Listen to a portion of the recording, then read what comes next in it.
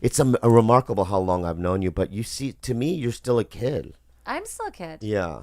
And we talked about also just the crushing when Manhattan Love Story got canceled. Crushing depression. Yeah. I watched it. You did? I like that girl. The Annalie? Yeah. Mhm. Yeah, me too. I liked Annalie She was a in lot. that Steve Carell movie. Yes, she's been in a lot of. She's like had a really incredible career. But like people don't realize that you test. I mean, I hate when we talk about show business on the show, but I have to. Where you audition for something, they call you back, then they call you back again, and then you have to do a studio test, and then you do a network test, and before the network test, they tell you how much you're making. Right. Yeah, you sign something that So you says, see the money. So you see the money. So you're already before buying things in your head. It's like ridiculous amounts. Psychologically of money. fucked up. Psychologically, Yeah. it's just like, what? Like my life could change. Yeah. You have a pool and a baby. This is all I've ever wanted. Yeah. Yeah. And then you actually get the show, and then you do a pilot, which rarely gets picked up. So you're winning all these little lotteries, Yeah. right? And the final lottery is for this thing to stay on for 7 years. Oh my God. I can't That's even imagine. I know. Yeah. And you're there. So I was on Animal Practice. You had done, Yeah. Manhunt Love Story, and you have one final hurdle, and then it gets canceled. Now I understand that, boo-hoo, right?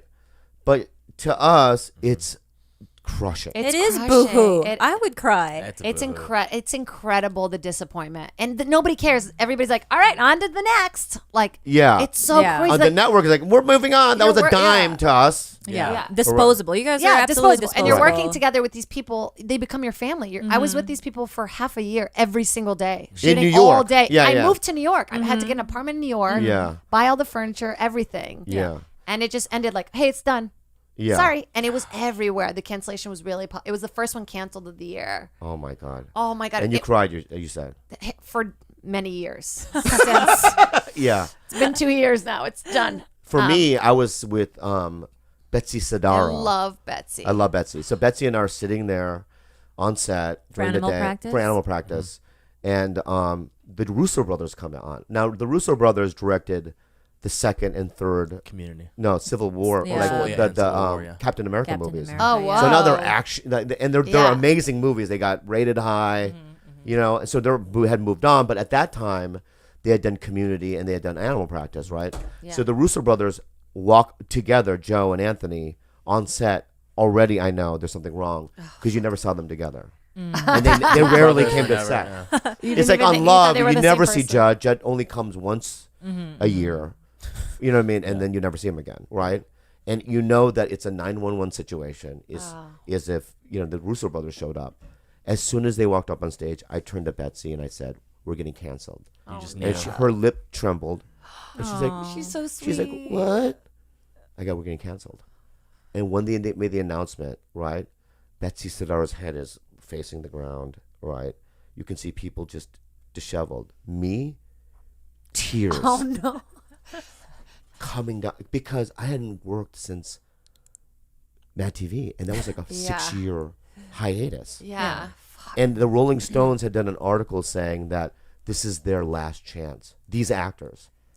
That's an rude. award? Yeah, I have What it. the I still have fuck? it. So they said every single Tyler Labine, Justin Kirk, Bobby Lee.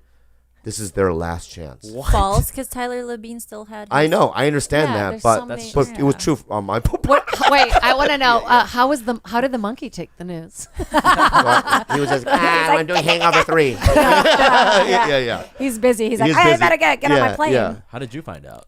I came home after working all day. It was like 6:30 LA time. I was on my couch and my agent called and said, "It's over. It's done." I go, "What's done?" I have no idea. I literally didn't even, my brain just didn't.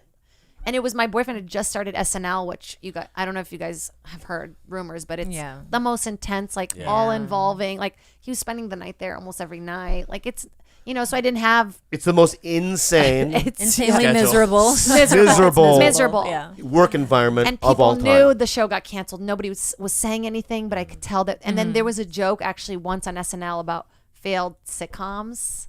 And nobody warned me, and we were all watching the show, and it got like a big laugh in the writer's room, and I was like, Yeah.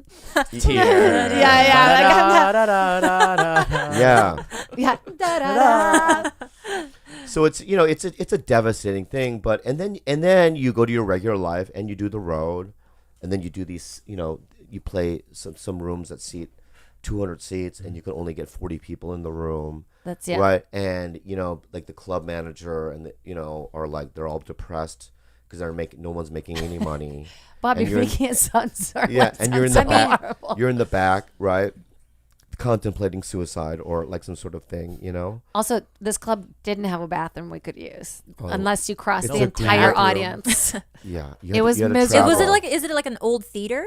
It's an old theater with just a bunch of office chairs. That's literally I'm not exaggerating. It's a great room. It really is. It's huge. It's huge. It's called the Arlington Draft House, and it's family run. And I'm going to play it for the rest of my life if they have me. Yeah, my family was right there, so I was like, yes. They treat you so good, and they're like family. And the DC Improv I played, but they didn't want to pay me any money, so I moved on. And Arlington Draft House are very generous and fair, and that's all we want as performers. Yeah. We want to just be and a bathroom in the back. Yeah, we didn't get a bathroom in the back. An outhouse. An outhouse. Yeah. In a place where I can pee or take a poop right before I go on stage. That's like my thing that I do. And both times I couldn't take a poop. It was very difficult for me. Yeah.